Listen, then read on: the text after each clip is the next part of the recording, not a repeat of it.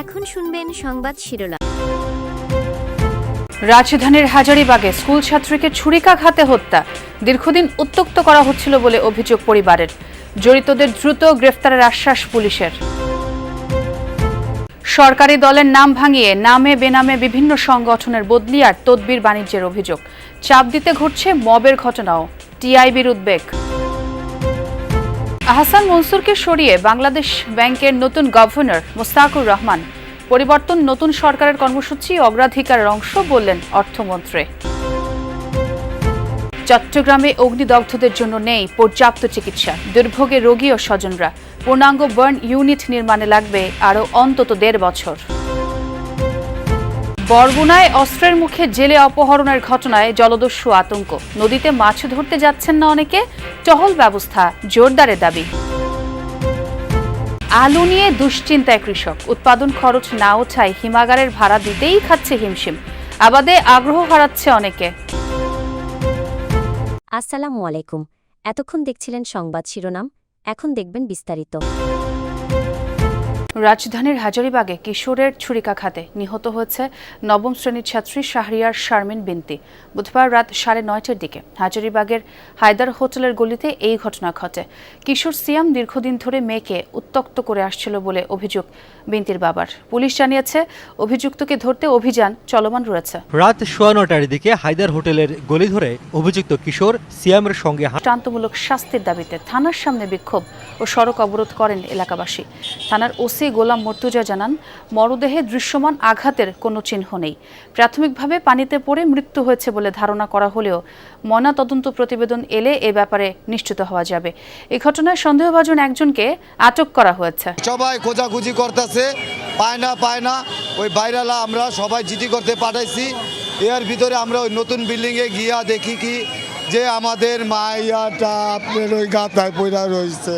বাড়িওয়ালারা CCTV লাগাইছে, CCTV এই পর্যন্ত আমাদের দেখায় নাই। আমার বাচ্চারা বামে গেছে না ডানে গেছে না সোজা গেছে না কে ধরছে, আমাদের এই দেখার দরকার। নতুন সরকার ঠিকমতো কাজ শুরু করতে না করতেই বিভিন্ন সরকারি দপ্তর আর ব্যাংকের নামে বেনামে তৎপর হয়ে উঠেছে নানা সংগঠন। বদলি আর তদবির বাণিজ্যে চাপ দিতে ঘটেছে মবের ঘটনাও। সম্প্রতি জিয়া পরিষদের নামে সোনালী ব্যাংকের 6 কর্মকর্তাকে চাপ দিয়ে বদলির ঘটনা আলোচনার জন্ম দিয়েছে। সরকারি দলের নাম ভাঙিয়ে এমন ঘটনায় উদ্বেগ জানিয়েছেন টিআইবির নির্বাহী পরিচালক আরিফুর রহমান সবুজ। জানাচ্ছেন বাকিটা। আমাদের মতো করে জাতীয়তাবাদী যারা বঞ্চিত সিনিয়র অফিসার এদের প্রমোশন যেমন হয় 24-এর গণঅভ্যুত্থানের পর রাষ্ট্রায়ত্ত জনতা ব্যাংকের প্রধান কার্যালয়ের চিত্র এটি। কার কোথায় বদলি হবে, কারা পাবেন পদোন্নতি, অতিরিক্ত ব্যবস্থাপনা পরিচালককে, তা ঠিক করে দিচ্ছেন ব্যাংকটির জিয়া পরিষদের নেতারা।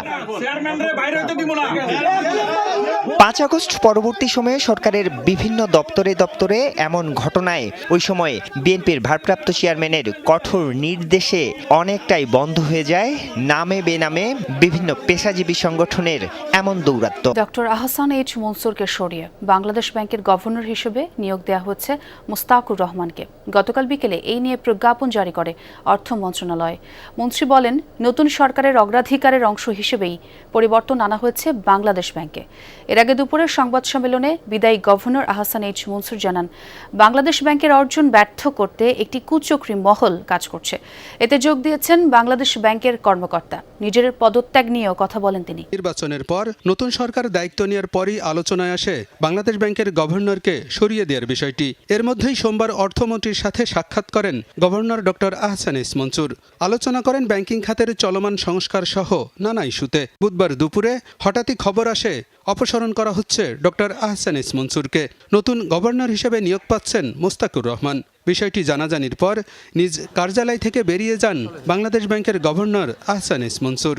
বিকেলে আগের গভর্নরকে সরিয়ে নতুন গভর্নর নিয়োগের প্রজ্ঞাপন জারি করে অর্থ মন্ত্রণালয়। পরে সচিবালয়ে অর্থমন্ত্রী বলেন, সরকারের কর্মসূচি এবং অগ্রাধিকারের অংশ হিসেবেই পরিবর্তন আনা হয়েছে বাংলাদেশ ব্যাংকে।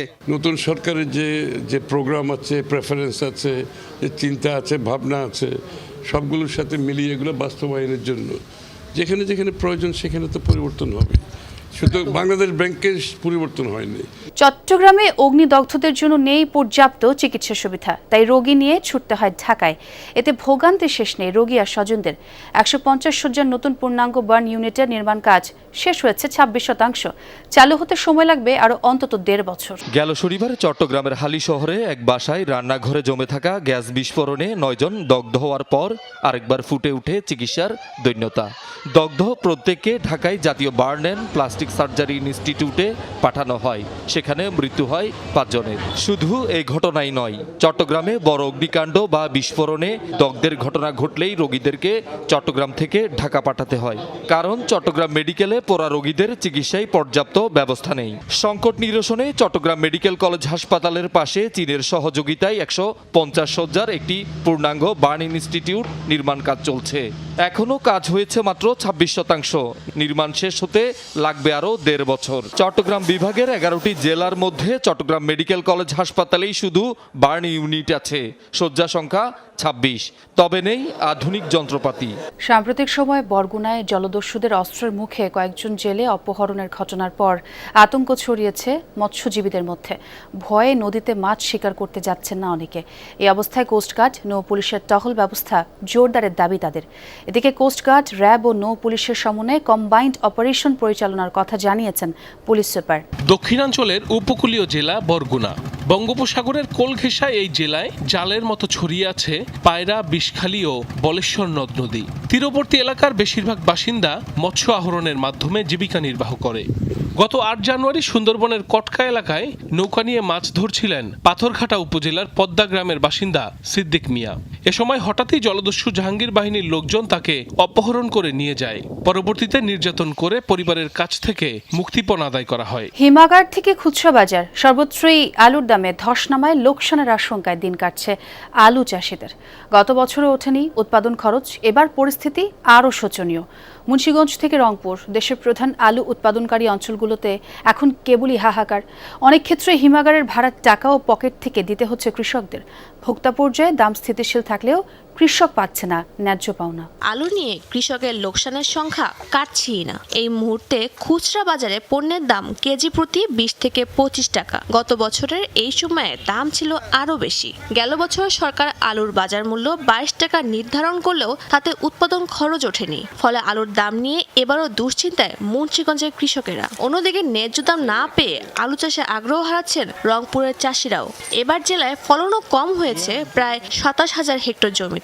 চাষাবাদ এখন ঋণগ্রস্ত করতে হইতেছে। আলু ক্ষেত মনে করেন কানিপতি খরচ যায় 2.5 লাখ, বিক্রি আহে 50,000 60,000। হিমাগার কর্তৃপক্ষ তো এটা আমলে নিবে না। এরা বলতেছে আপনাদের আলু হোক চাই দাম পান কিংবা না পান, ওনাদের মনে করেন এই ন্যায্য ভাড়া দিতেই হবে। 1 শতাংশ আলু লাগাইতে মনে করেন যত টাকা বিক্রি আসে এই তো মনে করেন 3 ভাগ টাকা খরচ যায় বেশি।